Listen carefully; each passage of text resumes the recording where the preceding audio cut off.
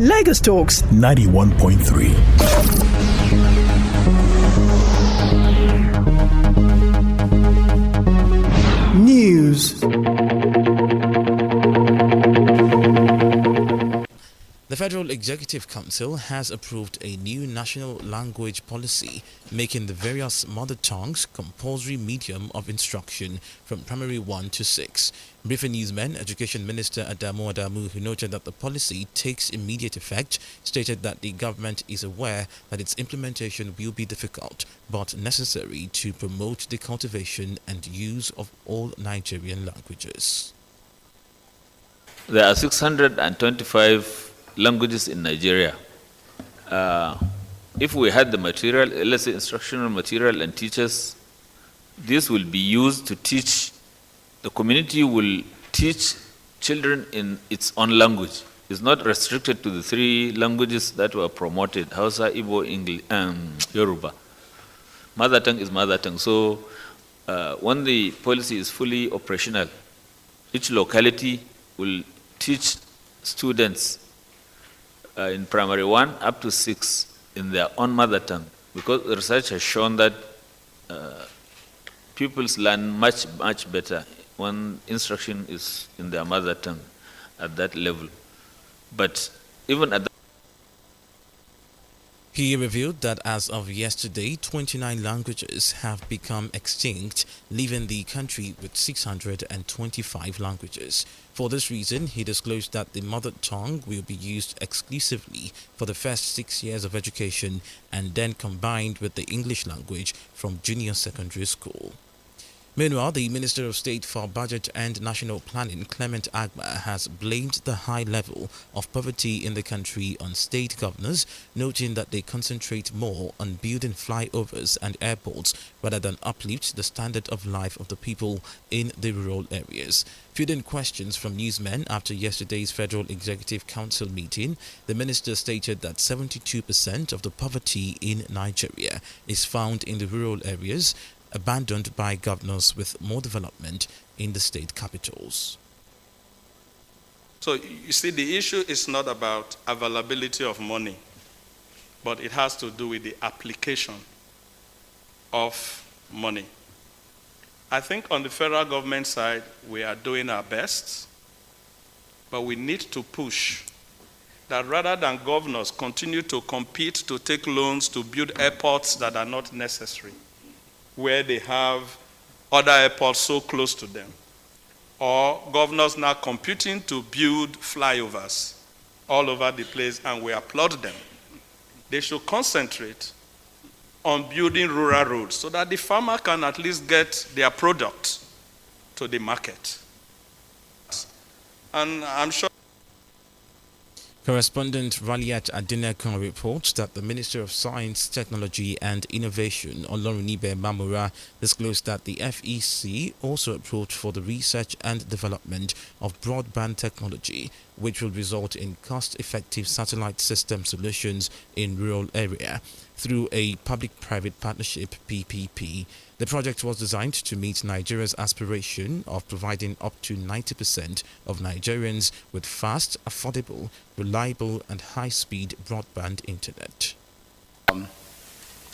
What government stands to benefit in terms of revenue within this concession period is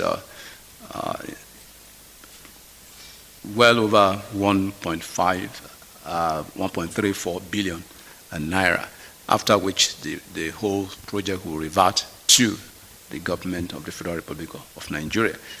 And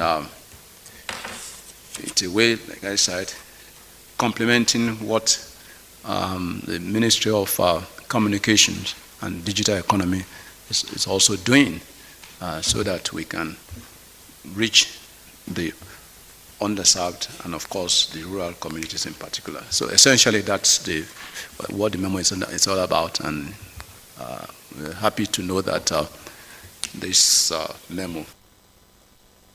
The Nigerian Midstream and Downstream Petroleum Regulatory Authority (NMDPRA) says the federal government has no intention of increasing the price of premium motor spirit (PMS), otherwise known as petrol, during the festive period. The General Manager of Corporate Communications, NMDPRA, Kimchi Apollo, said this through an advisory which addressed speculations on the increase in price and availability of the product.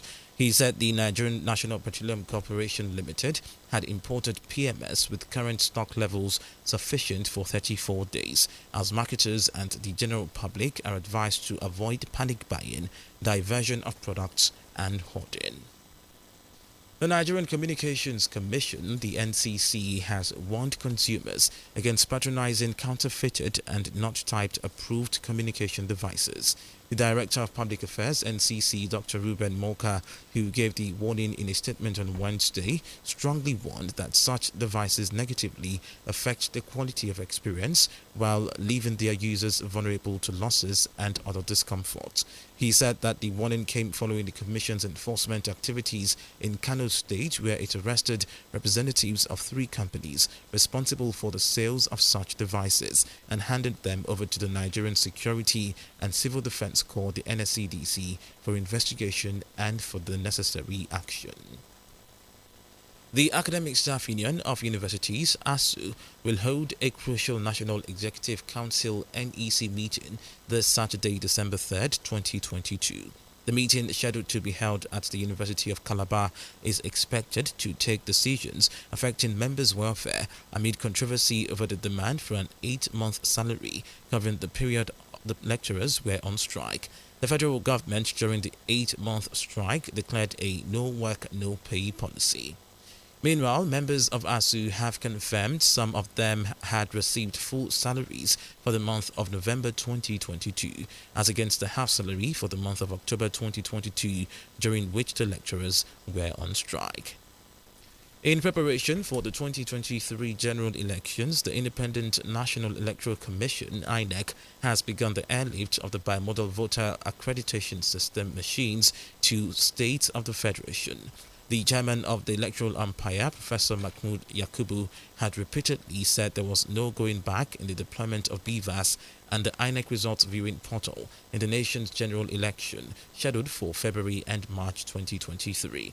In a post tweeted to INEC's verified Twitter page yesterday, the Commission stated that its chairman, as part of the readiness assessment by the Commission, observed the airlift of BVAS machines to other states at the Murtala Mohammed International Airport in Lagos.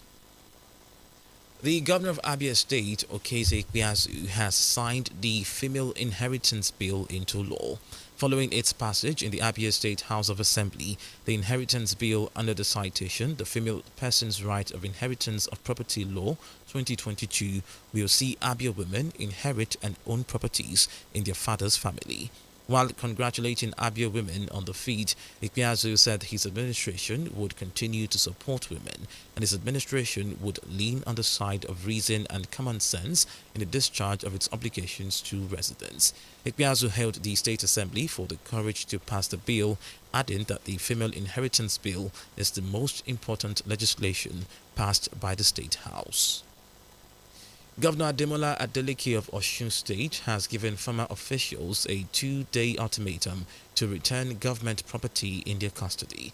Adeleke, in a statement by his spokesperson, Olawale Rashid, warned of severe consequences against non-compliance. The statement decried the large-scale diversion of government assets by top officials of the immediate past administration of Governor Gboyega Oyetola.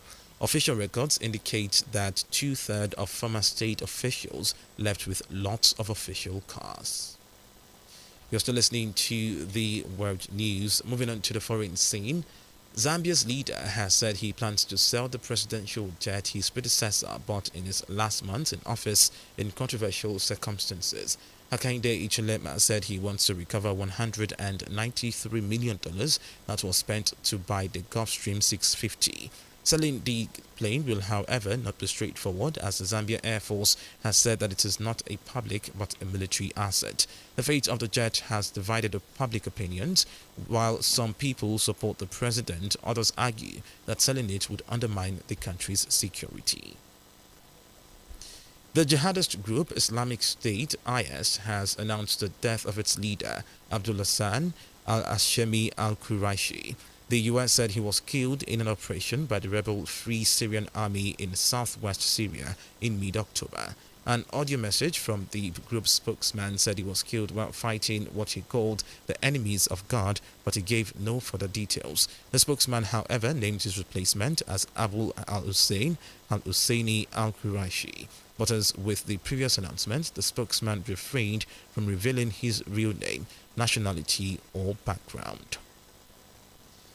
And now to business news. The stock market rebounded on Wednesday as market capitalization gained 184 billion naira, or 0.71%, to close at 25.959 trillion naira, while the all-share index rose by 337.07 points, or 0.71%, to stand at 47,660.04.